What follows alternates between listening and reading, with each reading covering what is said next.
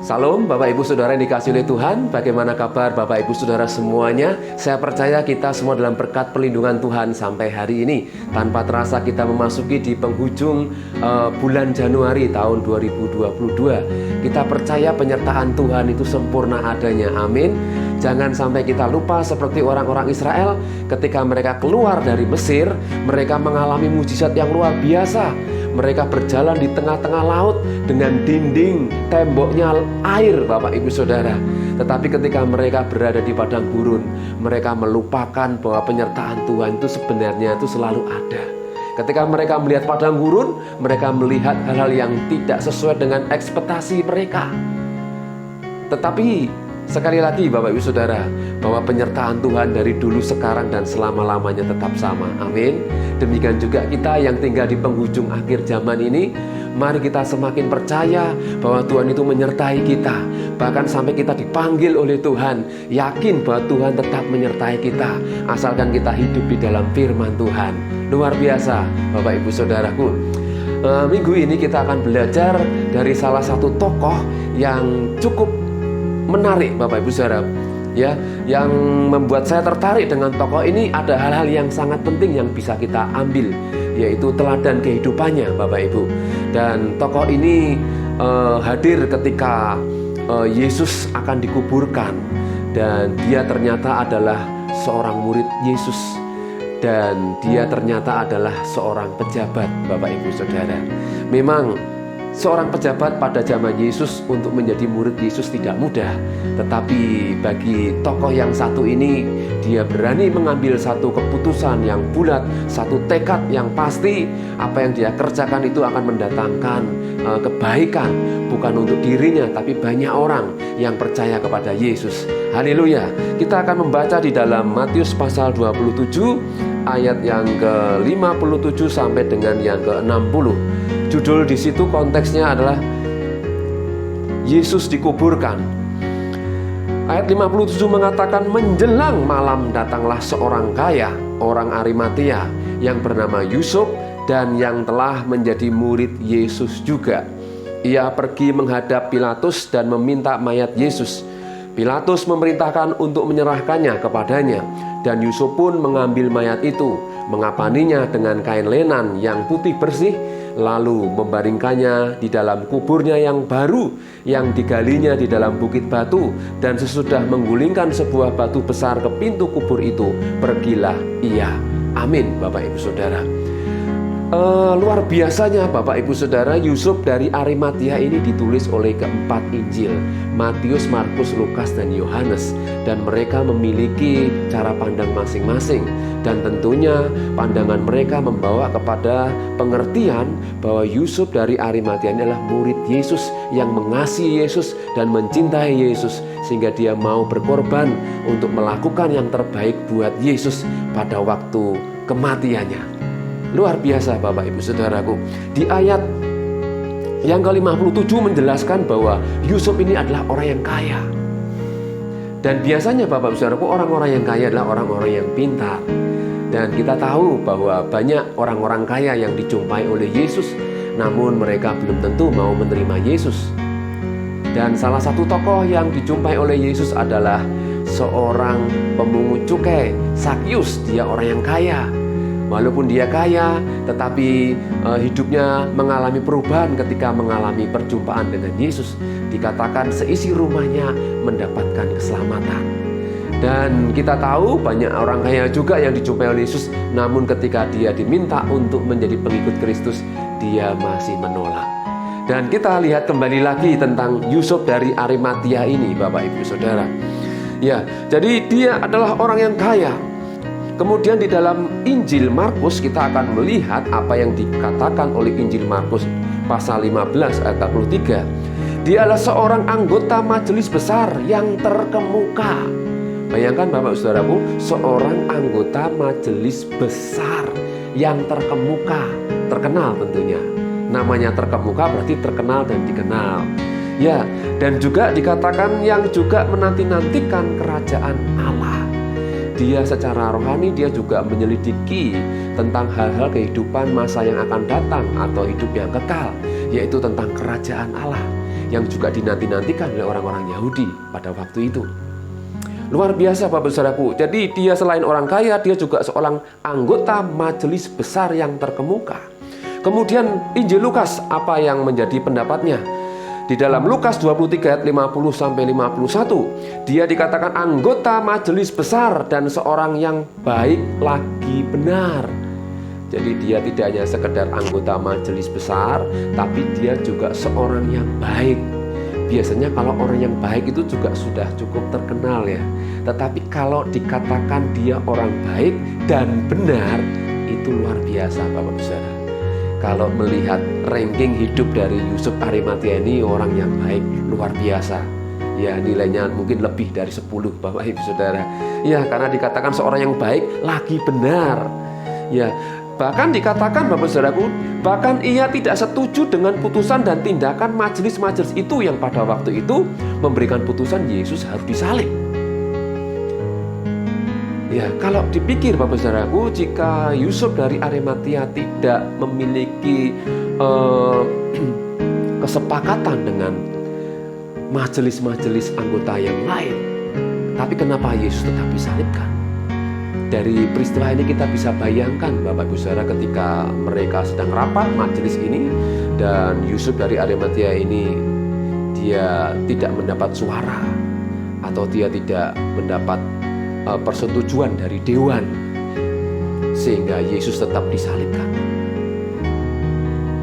Jadi dalam hal ini kita bisa melihat bahwa Yusuf dari Arimatia ini, di samping dia memiliki posisi yang sebenarnya bisa ya meringankan setidaknya hukuman bagi Yesus, tapi dia sebagai anggota majelis yang besar, dia tidak berdaya untuk menyatakan kebenaran dalam isi hatinya.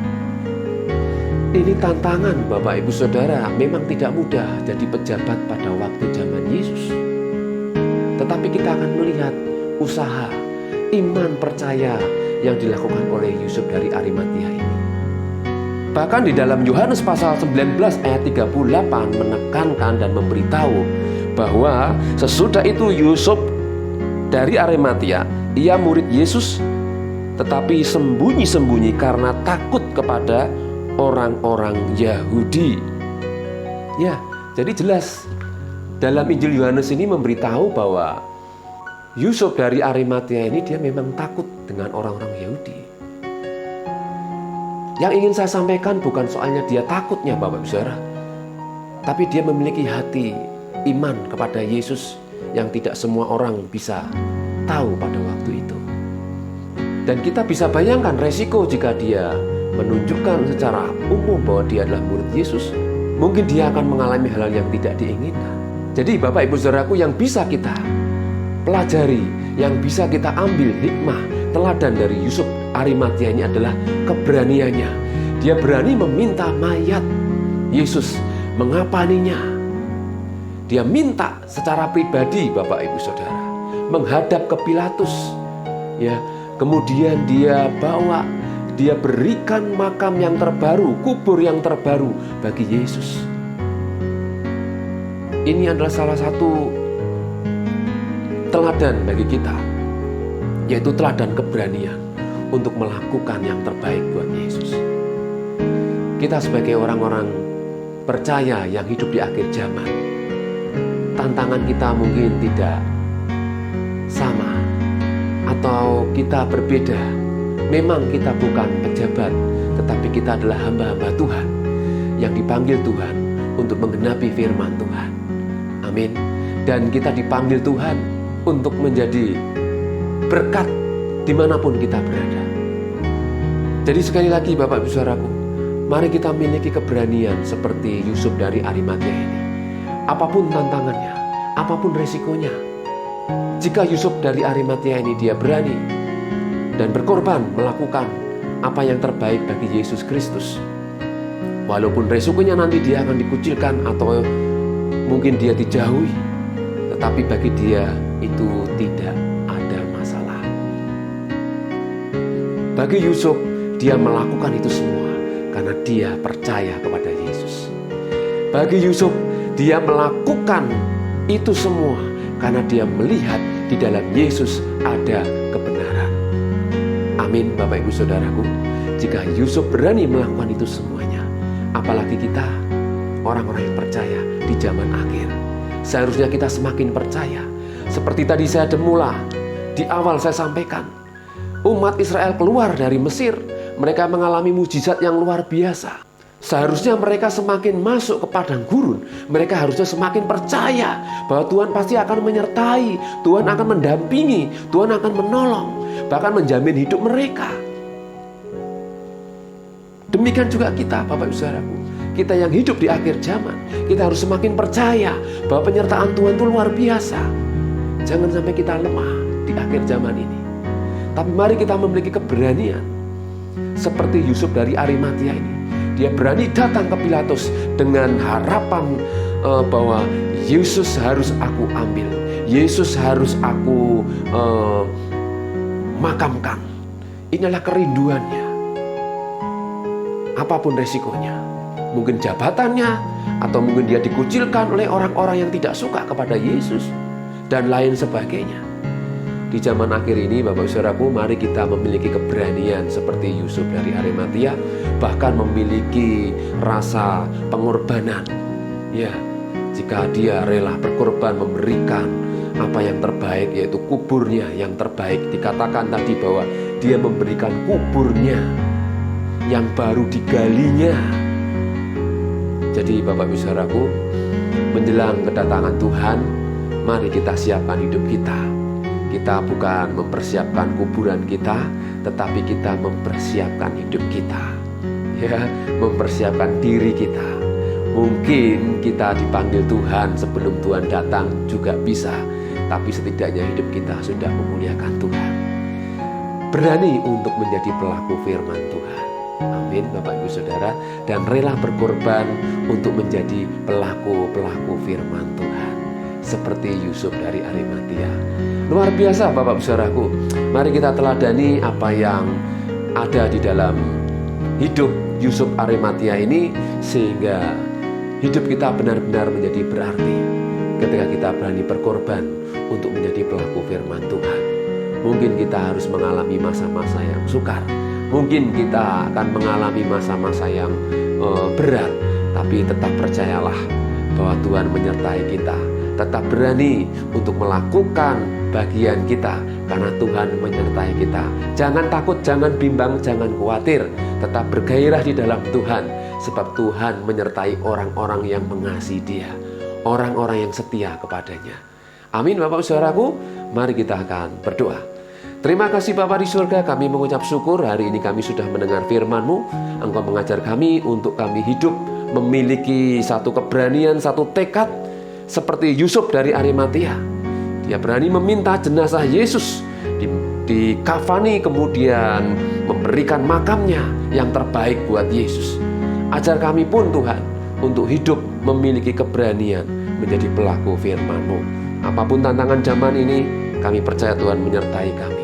Kami tahu ke depan kami menghadapi hal-hal yang tidak pasti, tapi ketika kami bersandar kepada Tuhan, Engkau memberikan kepastian, yaitu hidup yang kekal di dalam Yesus Kristus. Berkati kami semuanya Tuhan, kesehatan, kekuatan, dilindungi dari segala yang jahat. Terima kasih Bapa, kami serahkan hidup kami, keluarga kami, bangsa dan negara kami serahkan dalam tangan kuasa Tuhan. Para pemimpin, pejabat tinggi negeri ini, kami juga serahkan mereka semuanya, supaya hidup takut akan Tuhan, mengenal kebenaran di dalam Yesus Kristus. Terpujilah nama-Mu Bapa. Kami serahkan doa kami di dalam nama Tuhan Yesus, kami mengucap syukur dan berdoa. Haleluya. Amin. Tuhan Yesus memberkati. Hidupku menggenapi firman-Mu, tanda mujizat sertai tiap langkah.